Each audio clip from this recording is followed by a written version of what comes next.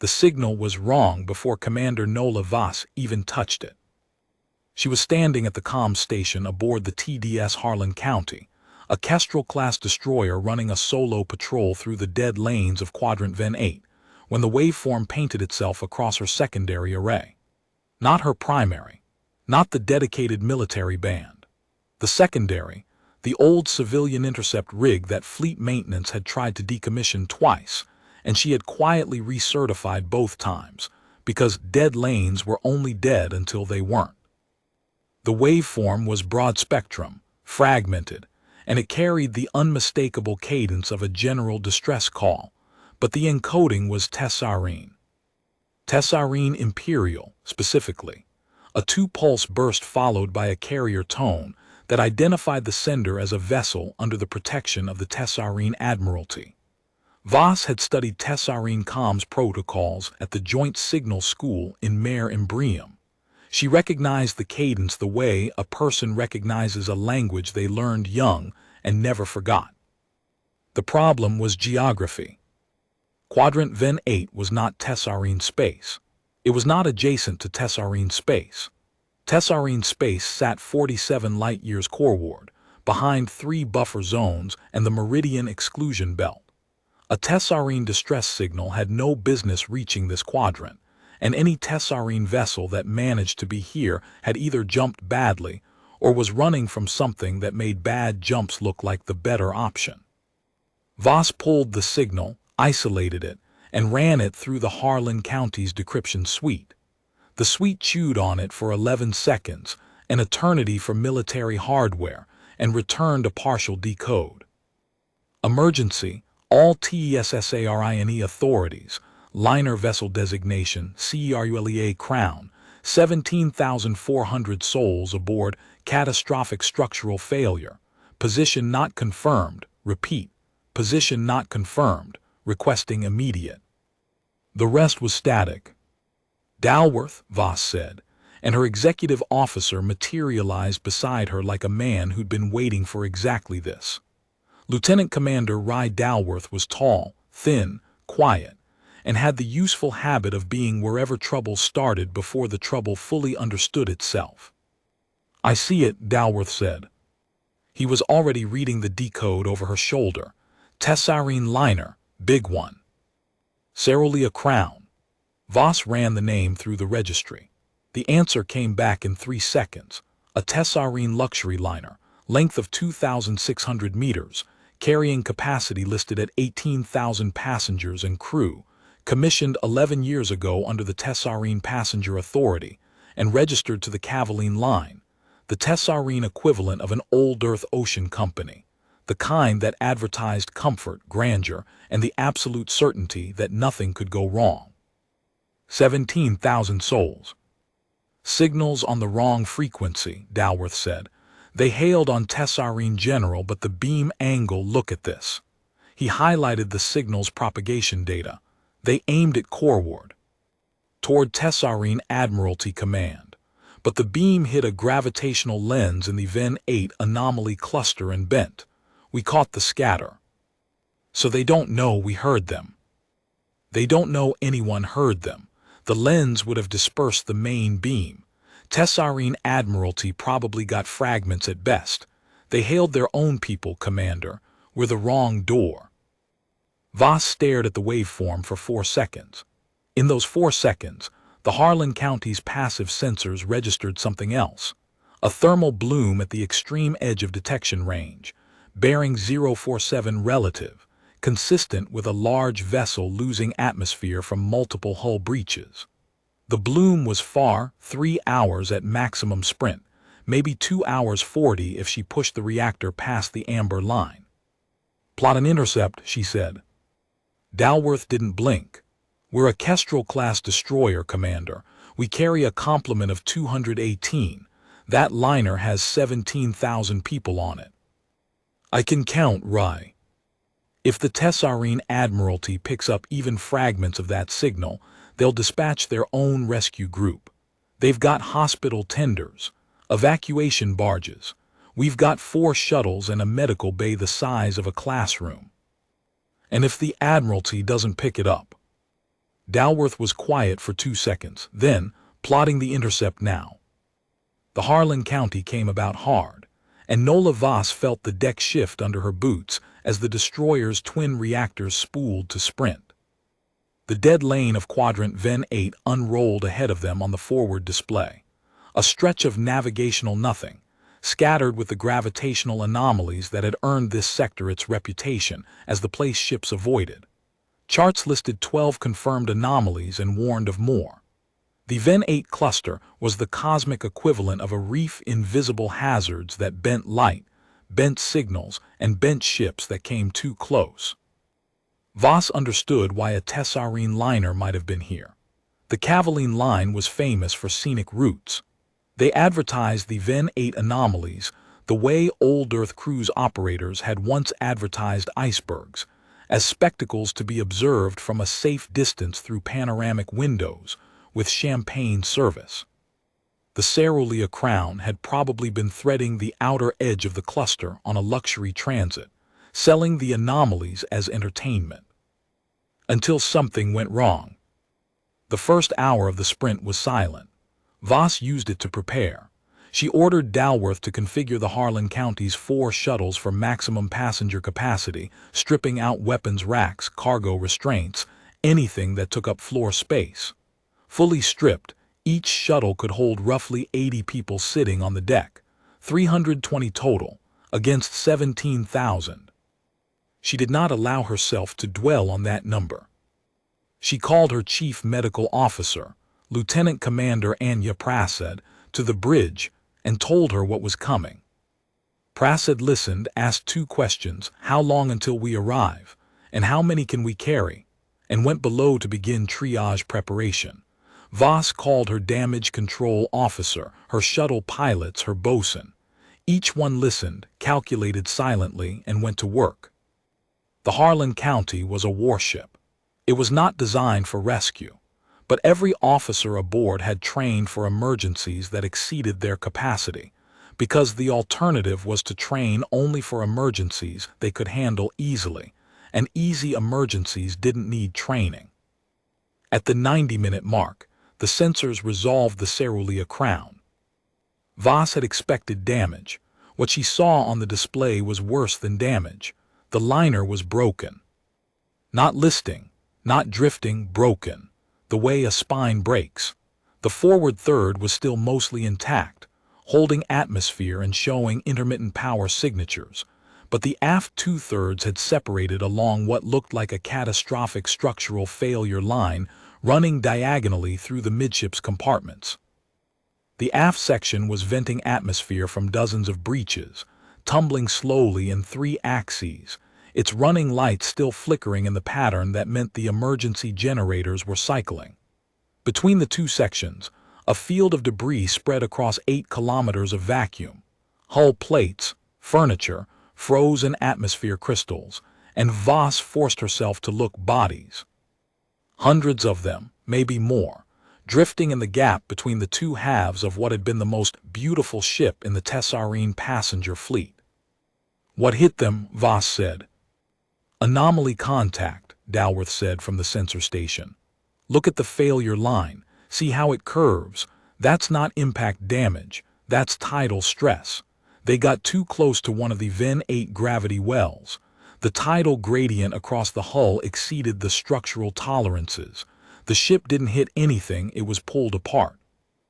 How many alive? Dalworth ran the scan. Forward section, reading approximately 11,200 life signs, but the numbers dropping. They're losing compartments. The forward bulkheads are holding, but every time a secondary seal fails, they lose another section. He paused. Aft section, I'm reading scattered life signs. 300, maybe 400 in pockets. The emergency compartments are holding, but they're on battery power. They have, he checked the readout, 6 hours of air in those compartments, maybe less. The forward section, 12 hours of atmosphere if the bulkheads hold, but they won't hold for 12 hours, not with that structural damage. Voss absorbed this. 17,000 souls when the distress call went out. Now perhaps 11,600 alive, and that number was falling. And between her destroyer and the Cerulean Crown, the sensors were painting 3 more anomalies, gravity wells sitting in the approach corridor like mines in a channel. She could not sprint straight in.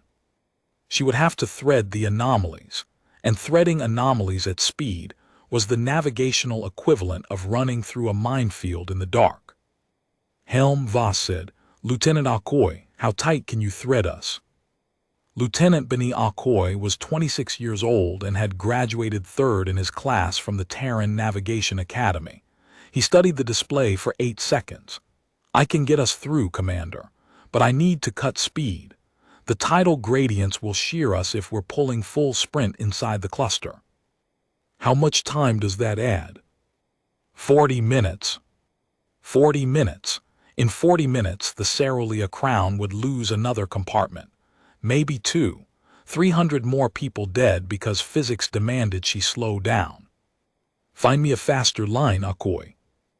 Alcoy worked for 30 seconds. Then, "There's a channel between the second and third anomalies. It's tight, 600 meters of clearance on the port side. If the tidal mapping is accurate, I can hold sprint for most of the approach and only reduce speed for the final 12 minutes. If the mapping is accurate. If it's not, the gradient will take our port nacelle off and probably break us in half the same way it broke them." Voss looked at the display. The anomalies sat in the channel like predators waiting in a narrows, invisible except for the faint distortion they imposed on background starlight. A cat-and-mouse game where the cat was gravity itself, and the mouse was a 400-meter destroyer trying to squeeze through a gap that would forgive nothing. "Take the channel," Voss said. The Harlan County entered the Ven 8 cluster at speed, and the anomalies reached for her immediately. Voss felt it in the deck, a subtle wrongness, a vibration that was not the engines and not the hull but the fabric of space itself pulling at her ship. The port bulkhead creaked. Somewhere below decks, a pipe fitting groaned and someone shouted.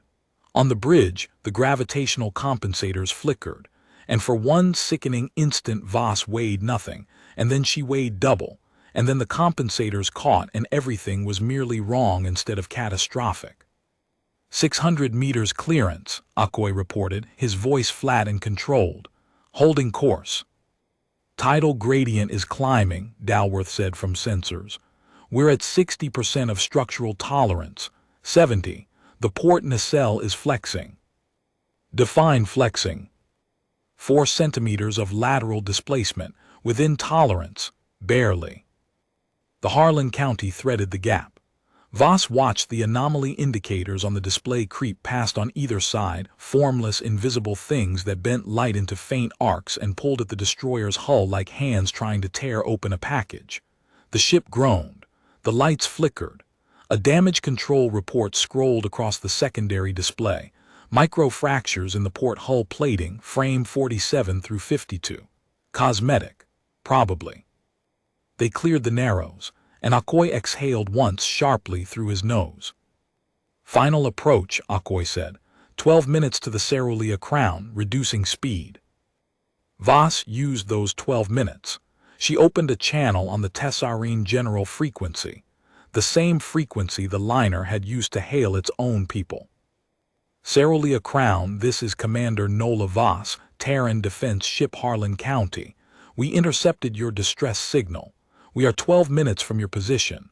Please respond." Static, then a voice, thin and strained and speaking Tessarine accented galactic standard. "Terran vessel, we did not hail you. Our distress call was directed to Tessarine Admiralty Command. How are you receiving us? Your signal hit a gravitational lens and scattered into our patrol sector. We caught the bounce. We're coming to you." A pause, 3 seconds, 5, then, "You are one ship." "One ship, Kestrel-class destroyer. We carry 4 shuttles." Another pause. When the voice returned, it was quieter. "Commander, we have over 11,000 people in the forward section. The bulkheads are failing. We have perhaps 10 hours." Voss had calculated it at 12. The fact that the person on the other end said 10 meant they were closer to the damage than she was, and their estimate was probably better. Understood, Voss said. I need to speak to whoever is in command of the evacuation. That is me. I am Governor Sethal Varnor of the Tessarene Provincial Authority. I was a passenger. The ship's captain is dead. The first officer is dead. I am the senior government official aboard, and I have assumed command by statutory authority. A pause. I have no idea what I'm doing, Commander. Voss felt something tighten in her chest. Not pity, recognition.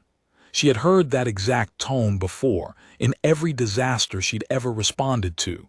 The person in charge admitting privately to the only other authority in the room that they were drowning. Governor Varnor, you're doing fine. Here's what we're going to do. The Harlan County came alongside the Cerulean Crown 11 minutes later, and the scale of the disaster became real in a way the sensors hadn't conveyed. The forward section of the liner was enormous, over 800 meters of intact hull, still pressurized, still lit, its observation windows bright against the black. Through those windows, Voss could see movement. People, thousands of them, packed into corridors and lounges and dining halls, looking out at the Harlan County the way the drowning look at a life preserver that is clearly too small for all of them.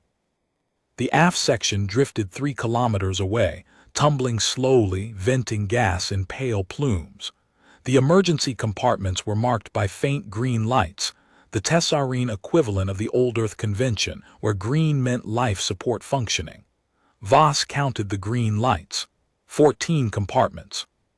Perhaps 300 people in those compartments, breathing battery-powered air that would run out in 6 hours. Commander, Dalworth said quietly, he had the numbers ready. If we shuttle at maximum pace, load, fly, dock, unload, return, each run takes approximately 45 minutes. 4 shuttles, 80 people per run. That's 320 per cycle. To evacuate the forward section, we would need 35 cycles. That's 26 hours. He paused. The forward section doesn't have 26 hours. Voss had already done the math. She had done it in her head during the approach, and she had arrived at the same number, and she had not allowed herself to flinch from it. We can't evacuate all of them, she said. No. We can evacuate some of them. Yes. Then we start with the people who have the least time, the aft section, 14 compartments, 6 hours of air. We start there. She turned to the comms station. Governor Varnor. His voice was waiting. Commander. I'm sending my shuttles to the aft section first. You have people in emergency compartments with limited air supply. We're going to extract them. A silence. Then, very carefully, Commander. The forward section holds 11,000 people. The aft section holds 300. If you spend your shuttle time on the aft section first, you are choosing 300 over 11,000. I'm choosing the people who will die first. Another silence. You are correct. I understand. Governor, has the Tessarene Admiralty responded to your signal? We have received no response. We have retransmitted 4 times on the military emergency frequency. Nothing. The gravitational lensing may still be scattering your signal. My ship carries a relay drone. I'm going to launch it outside the anomaly cluster and use it to punch a clean signal to Tessarene Admiralty on a tight beam. If they're listening, they'll hear it. And if they're not, then I'll transmit on the general emergency band. Every ship within 50 light years will hear it. That, Commander, the Tessarene Admiralty may not appreciate their distress being broadcast to the entire sector. Governor, with respect, I don't work for the Tessarene Admiralty.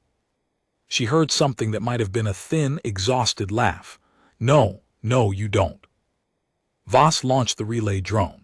She watched it clear the anomaly cluster on the sensor display, reach clean space, and begin transmitting on every frequency it carried.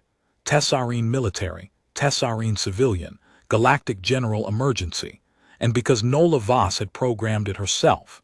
The old Terran mutual defense relay network that technically covered this sector under a 300-year-old treaty nobody remembered signing, but nobody had formally dissolved. Then she sent her shuttles to the aft section. The first shuttle run was a horror. Pilot Officer Jen Lukacs brought Shuttle 1 alongside the tumbling aft section, matched its rotation, a feat of piloting that Voss watched on the remote feed with her hands clenched behind her back, and docked at Emergency Compartment 7.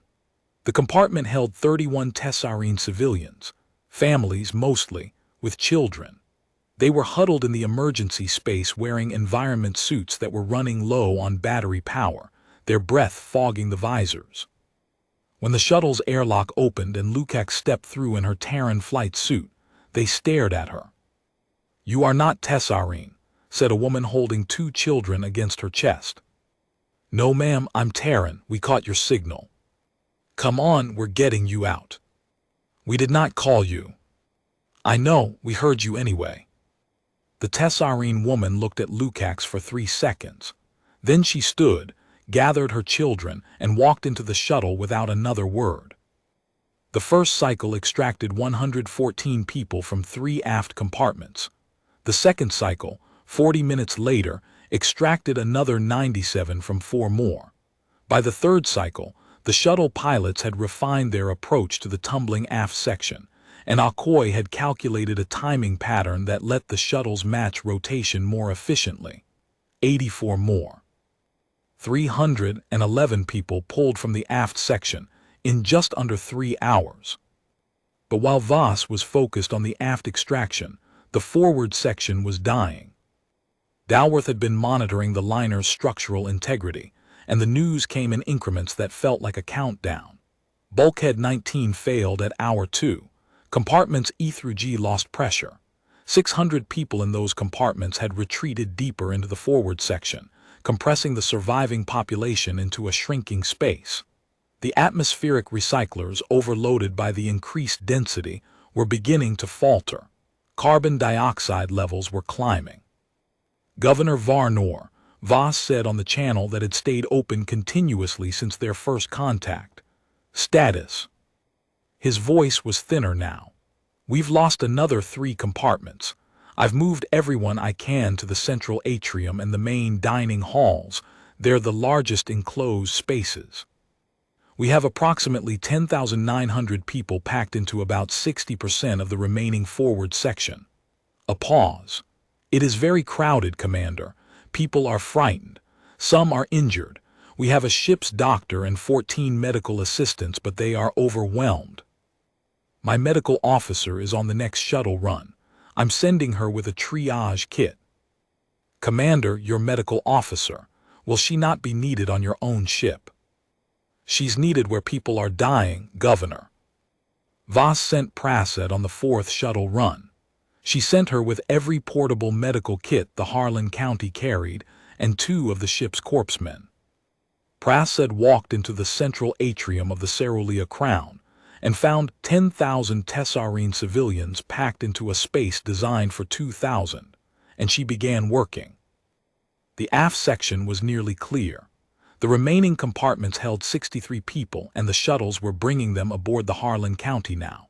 Voss's destroyer, designed for a crew of 218, was absorbing 300 additional souls into every available space: corridors, the mess hall, the cargo holds, the hangar bay. People sat on the deck, leaned against bulkheads, curled in corners. The air recyclers strained. The water system strained.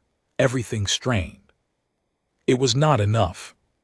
300 from the aft section.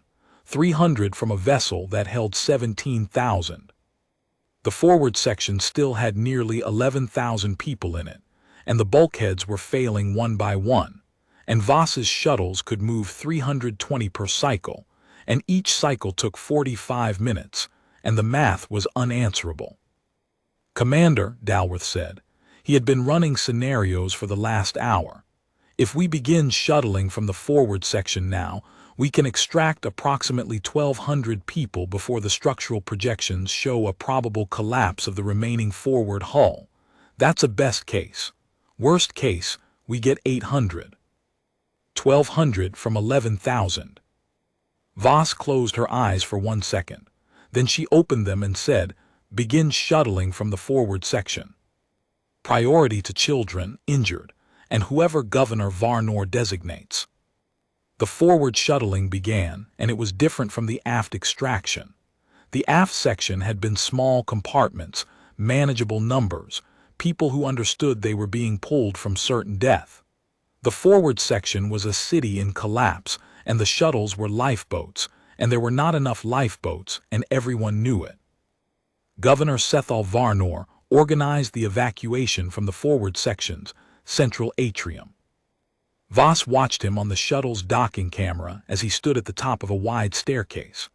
A Tessarine male, tall, slate-skinned, wearing the formal civilian robes of a provincial governor, now smudged with soot and stained with what looked like coolant, and directed his people toward the shuttle docks with a calm that Voss recognized as the very specific calm of a person holding themselves together through an act of will so pure it was almost physical. He sent the children first, then the injured, then the elderly. He organized lines. He spoke to each group as they passed him. Voss couldn't hear what he said through the camera feed, but she could see the way people straightened as they passed him, the way they walked into the shuttles with something that looked like dignity instead of panic. And she understood that this man was spending the last currency he had, his presence, his steadiness, his refusal to collapse. And he was spending it on people who would probably survive because of him, and people who would probably not survive despite him. The first forward cycle brought 309 people aboard the Harlan County. The second brought 287. The destroyer's corridors were now impassable. People were standing in the engineering spaces, sitting in the torpedo magazine, pressed against every interior surface. The air smelled of too many bodies and not enough ventilation. Between the second and third forward cycles, the relay drone signal was answered. "Commander," the comms officer said, and something in his voice made Voss turn fast. "Signal from outside the cluster. Tessarine military band. It's their fleet, a rescue group. 4 ships, hospital tender, 2 evacuation barges, and an escort cruiser." "How far out?" "They're at the edge of the Ven 8 cluster. They need to navigate the anomalies.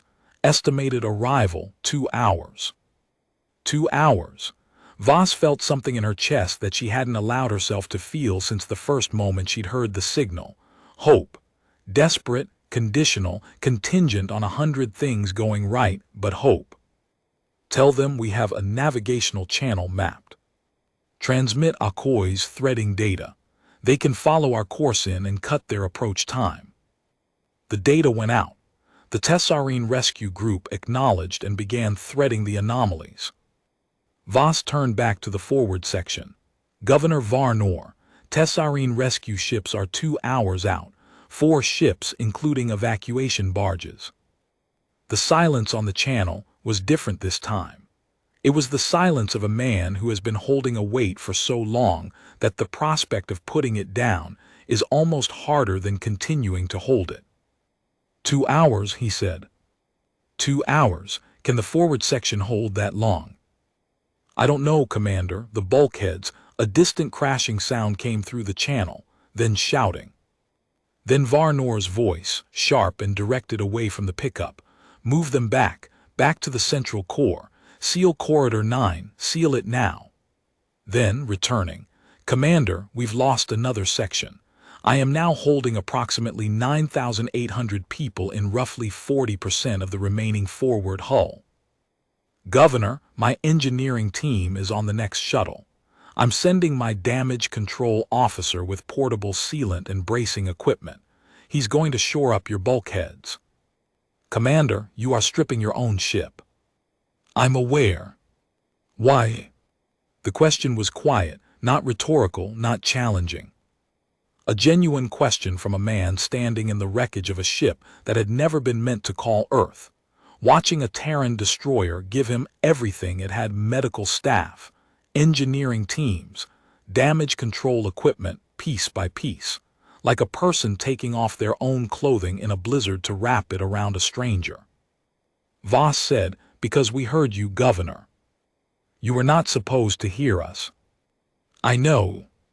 Voss's damage control officer, Senior Chief Peterson, crossed to the Cerulean Crown on the next shuttle with 4 of his team and every portable bulkhead sealant kit the Harlan County carried. He found the failing bulkheads, tessarine construction, different alloys, different fastening systems, and went to work on them anyway, because a bulkhead was a bulkhead and pressure was pressure, and the physics of keeping atmosphere on one side and vacuum on the other didn't change based on who built the wall.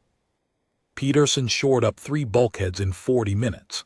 The tessarine damage control system had been designed to handle minor leaks. The failure mode they were dealing with, tidal stress fractures propagating through the primary structural members, was beyond its parameters. Peterson's team used Terran sealant on tessarine metal, braced tessarine frames with Terran support struts, and welded patches from the wrong species toolkit onto a hull that was never meant to receive them. It held not well, not permanently, but it held. The shuttles kept running. Cycle 3 from the forward section, 261. Cycle 4, 243. The Harlan County was now carrying a population of over 1,400 in a space designed for 218. The corridors were bodies pressed against bodies. The air recyclers were running at 140% of rated capacity. The water system had been switched to emergency rationing. Voss had opened every compartment on the ship, including her own cabin, her officer's wardroom, and the weapons magazine, which had been emptied of ordnance and lined with emergency blankets. And still, 9,000 people waited in the forward section of the Cerulean Crown. 1 hour until the tessarine rescue group arrived. 1 hour, and the question was whether the forward section would hold. It almost didn't. At the 40-minute mark, Bulkhead 12 failed. Not slowly, the way the others had with groaning and warning signs and time to retreat. Bulkhead 12 failed fast, a catastrophic breach that blew out a corridor and vented 6 compartments in 90 seconds. 300 people were in those compartments. Most of them made it through the emergency doors before the atmosphere was gone. Some did not.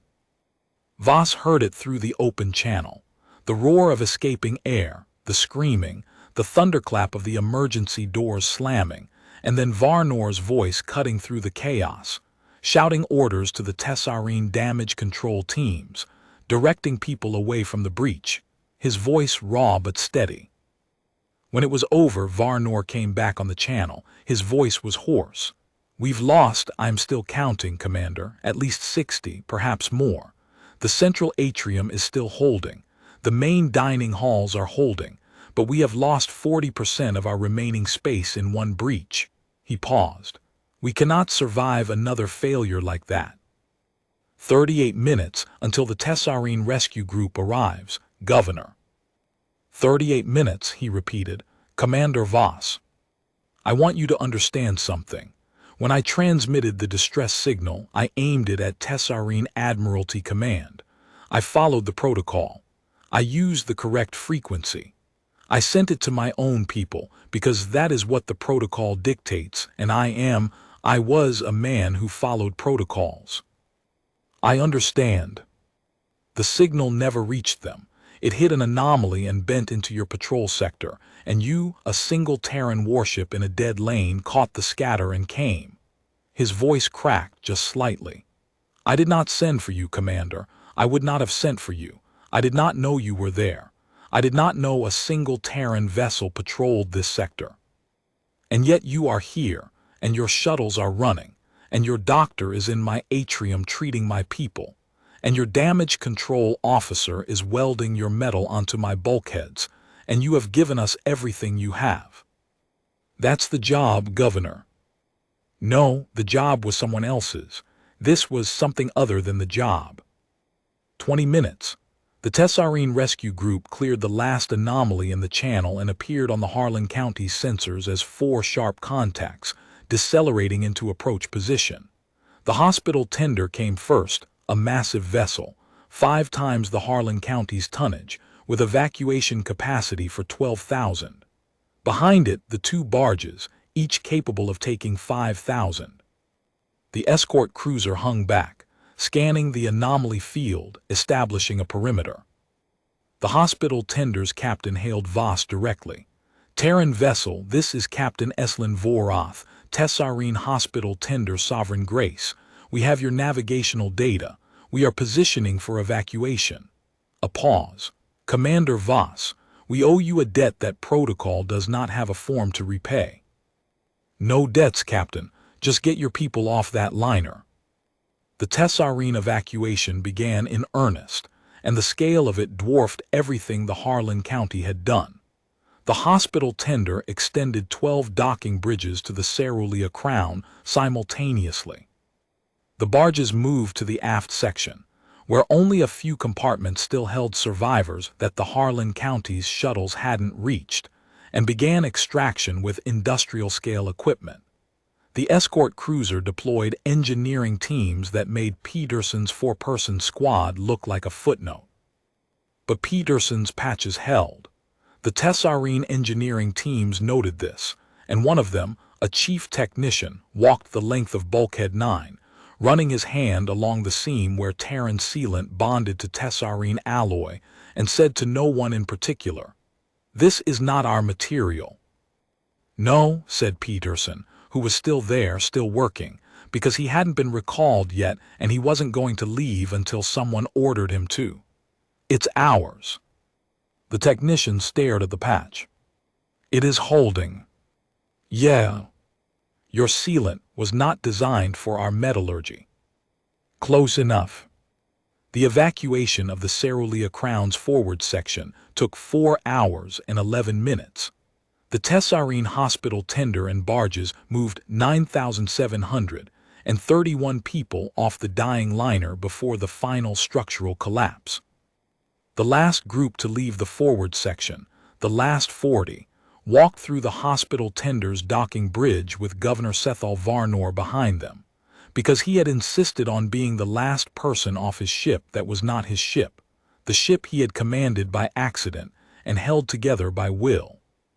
He stopped at the docking bridge and looked back at the central atrium where he had stood for 8 hours directing an evacuation he was never trained for. The atrium was empty now. The lights were failing. Through the observation windows, the stars of the Ven 8 cluster burned against the black, and somewhere in that cluster, the gravitational anomaly that had broken the Cerulean Crown waited with the patience of something that had existed for billions of years, and would exist for billions more, and did not care what it destroyed. Varnor turned and walked across the bridge. The hospital tender's airlock closed behind him. 4 minutes later, the forward section's final bulkhead failed, and the Cerulean Crown opened to vacuum for the last time. The tally came in stages. 17,400 people had been aboard the Cerulean Crown when the tidal gradient tore it apart.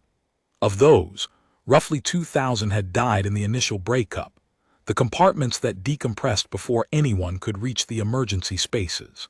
Another 412 had died during the long hours of the evacuation, in bulkhead failures and atmosphere losses and injuries sustained during the chaos.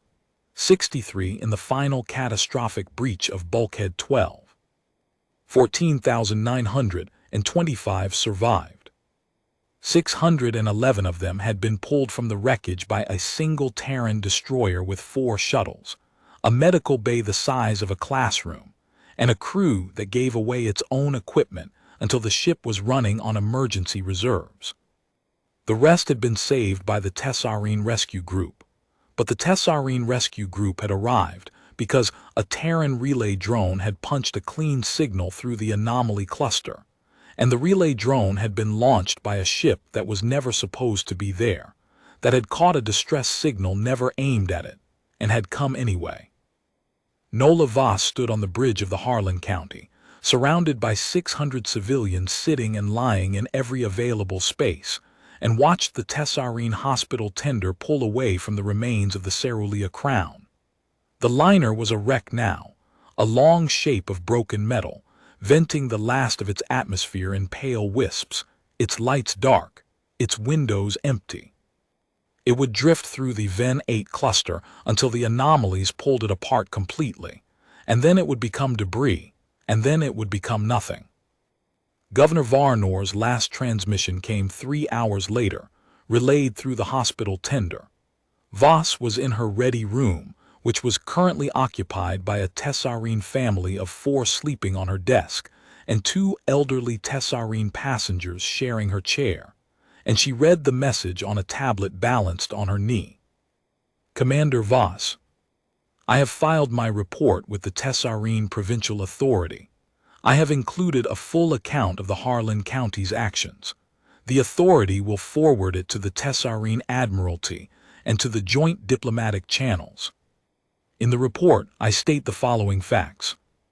The distress signal transmitted by the Cerulean Crown was directed at Tessarine Admiralty Command on the standard Tessarine military frequency. It was not directed at any Terran vessel or authority. A gravitational anomaly in the Ven 8 cluster refracted the signal and scattered it into a patrol sector monitored by a single Terran destroyer, the TDS Harlan County, under the command of Commander Nola Voss. The Harlan County intercepted the refracted signal, decoded it, and proceeded to the Cerulean Crown's position at maximum speed through the Ven 8 anomaly cluster, a navigational hazard that the Cerulean Crown's own pilot had failed to survive.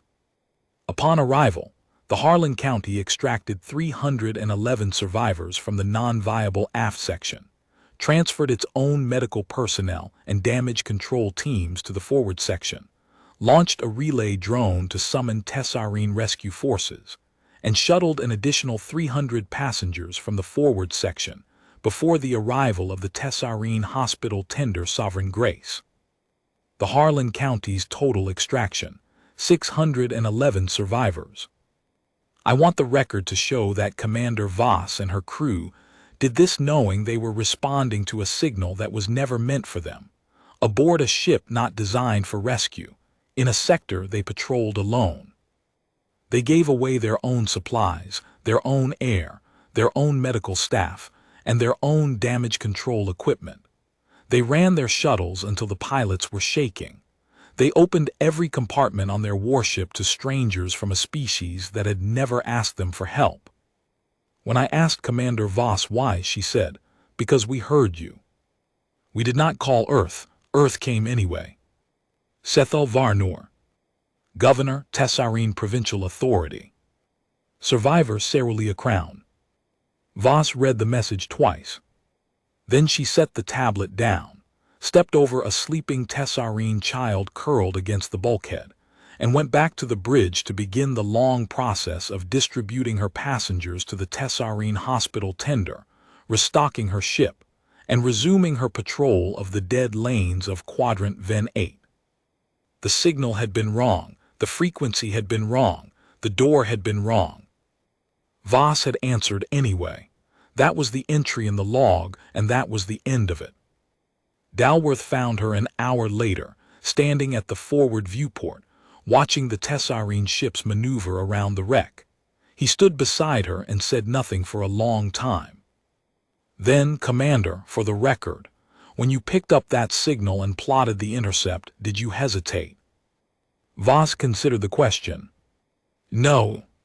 Not even for a moment. They were dying, Rye. The math didn't matter. The frequency didn't matter. They were dying and we were close enough to hear it. Dalworth nodded. That's what I'll put in my report. Put whatever you want. Just make sure the navigation data gets filed. If anyone else comes through Ven 8, they'll need Akoi's channel mapped. Already filed. Good, she turned from the viewport. And Rye. Commander. When the crew gets a chance to sleep, and I mean a real sleep, not the 20-minute naps they've been pulling, make sure Lukacs gets first rotation. She matched rotation with a tumbling wreck 4 times in 3 hours. She earned it. I'll see to it. Voss walked back to the command chair and sat down. The Harlan County's bridge was quiet. The corridors beyond were full of Tessarine survivors being organized for transfer to the hospital tender. The air recyclers hummed at their maximum, and the deck carried the faint vibration of a ship that had been pushed past every specification it was built for and had not failed. She called up the log and made her final entry. Patrol Quadrant Ven 8. Intercepted refracted distress signal, Tessarine liner Cerulean Crown. Signal not directed at Terran authorities. Responded. Extracted 611 survivors. Facilitated arrival of Tessarine Rescue Group via relay drone. Total survivors, 14,925 of 17,400 aboard. Ship status, functional, crew status, tired, resuming patrol. She saved the entry, closed the log and watched the stars.